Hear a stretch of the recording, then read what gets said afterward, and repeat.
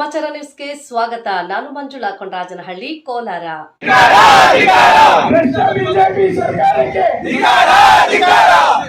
ಸಂವಿಧಾನ ವಿರೋಧಿ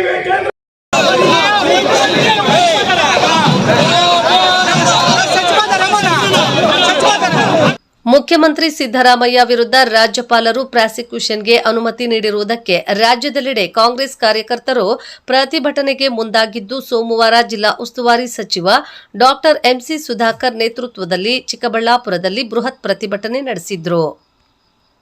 ಚಿಕ್ಕಬಳ್ಳಾಪುರ ನಗರದ ಒಕ್ಕಲಿಗರ ಕಲ್ಯಾಣ ಮಂಟಪದಿಂದ ಪ್ರತಿಭಟನಾ ಮೆರವಣಿಗೆ ಮಾಡಿದ ಕಾಂಗ್ರೆಸ್ ಕಾರ್ಯಕರ್ತರು ರಾಜ್ಯಪಾಲರ ವಿರುದ್ಧ ಘೋಷಣೆ ಕೂಗಿ ತಮ್ಮ ಆಕ್ರೋಶ ವ್ಯಕ್ತಪಡಿಸಿ ಬಳಿಕ ನಗರದ ಅಂಬೇಡ್ಕರ್ ವೃತ್ತದಲ್ಲಿ ಜಮಾಯಿಸಿದ್ರು.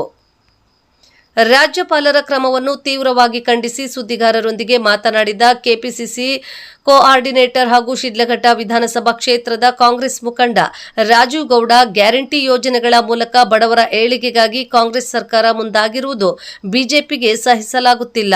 ತಮ್ಮ ಸುದೀರ್ಘ ರಾಜಕೀಯ ಇತಿಹಾಸದಲ್ಲಿ ಒಂದು ಕಪ್ಪು ಚುಕ್ಕೆ ಇಲ್ಲದಂತೆ ಆಡಳಿತ ನೀಡಿ ರಾಜ್ಯದೆಲ್ಲೆಡೆ ರಾಷ್ಟ್ರಮಟ್ಟದಲ್ಲಿ ಕೂಡ ಇದೆ. ಹೆಸರುವಾಸಿಯಾಗಿರುವ ಅಹಿಂದ ನಾಯಕ ಅನ್ನದಾತ ಮುಖ್ಯಮಂತ್ರಿ ಸಿದ್ದರಾಮಯ್ಯರವರ ವಿರುದ್ಧ ಸುಳ್ಳು ಆರೋಪ ಮಾಡುತ್ತಿದ್ದಾರೆ. ಅವರ ಪರವಾಗಿ ಹೈಕಮಾಂಡ್ ಮತ್ತು ಕರ್ನಾಟಕದ ಜನತೆ ಇದ್ದಾರೆ ಎಂದ ಅವರು, ರಾಜ್ಯಪಾಲರು ಈ ಕೂಡಲೇ ಪ್ರಾಸಿಕ್ಯೂಷನ್ಗೆ ನೀಡಿರುವ ಅನುಮತಿ ಹಿಂಪಡೆಯಬೇಕು, ಇಲ್ಲವಾದಲ್ಲಿ ನಮ್ಮ ಹೋರಾಟ ತೀವ್ರ ಸ್ವರೂಪ ಪಡೆದುಕೊಳ್ಳಲಿದೆ ಎಂದರು.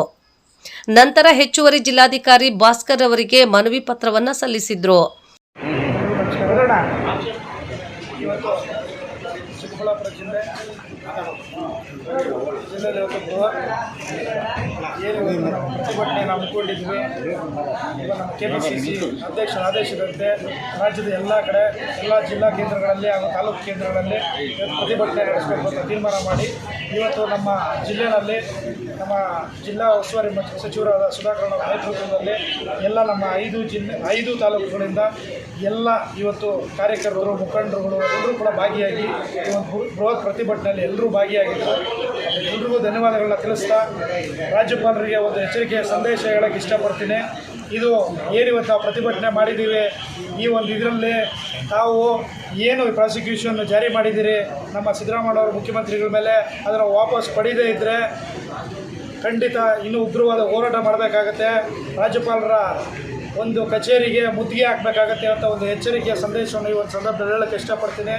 ಆದಷ್ಟು ಬೇಗ ಪ್ರಾಸಿಕ್ಯೂಷನ್ನ ಹಿಂಪಡೆದು ಈ ಒಂದು ಕೇಸ್ ವಿಚಾರದಲ್ಲಿ ನಮ್ಮ ಸಿದ್ದರಾಮಯ್ಯನವರು ಅದರಲ್ಲಿ ಯಾವುದೇ ಥರದ ಒಂದು ಭ್ರಷ್ಟಾಚಾರದಲ್ಲಿ ಅವರು ಯಾವುದೇ ರೀತಿಯಲ್ಲಿ ಭಾಗಿಯಾಗಿಲ್ಲ, ಅವರಿಗೆ ಇಲ್ಲ ಸಲ್ಲದ ಆರೋಪಗಳನ್ನ ಸಲ್ಲಿಸ್ತಿದ್ದೀರಿ, ಅದನ್ನು ಹಿಂಪಡಿಬೇಕು ಅಂತ ಹೇಳ್ಬಿಟ್ಟು ಆದೇಶಿಸ್ತಿದ್ದೀನಿ.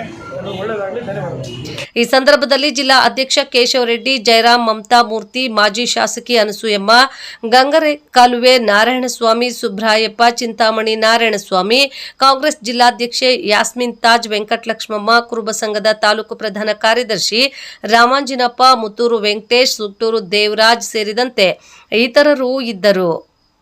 ವರದಿ ಮಳಮಾಚನಹಳ್ಳಿ, ಗೋವರ್ಧನ್.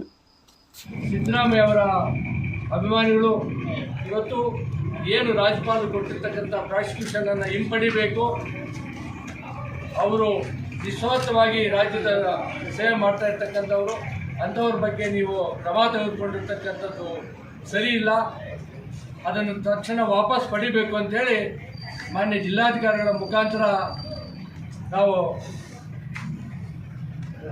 ರಾಷ್ಟ್ರಪತಿಗಳಿಗೆ ಮನವಿಯನ್ನು ಕೊಡ್ತಾ ಇದ್ದೀವಿ.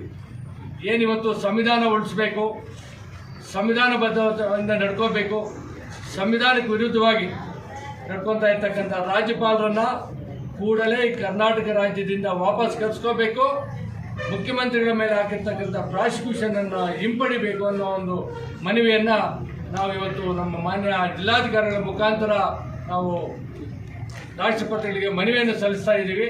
ಅದನ್ನು ತಾವು ಸ್ವೀಕರಿಸಿ ಮಾನ್ಯ ನಮ್ಮ ರಾಷ್ಟ್ರಪತಿಗಳಿಗೆ ತಾವು ಈ ಸಂದೇಶವನ್ನು ಕಳಿಸ್ಕೊಡ್ಬೇಕು ಅಂತ ನಾನು ತಮ್ಮಲ್ಲಿ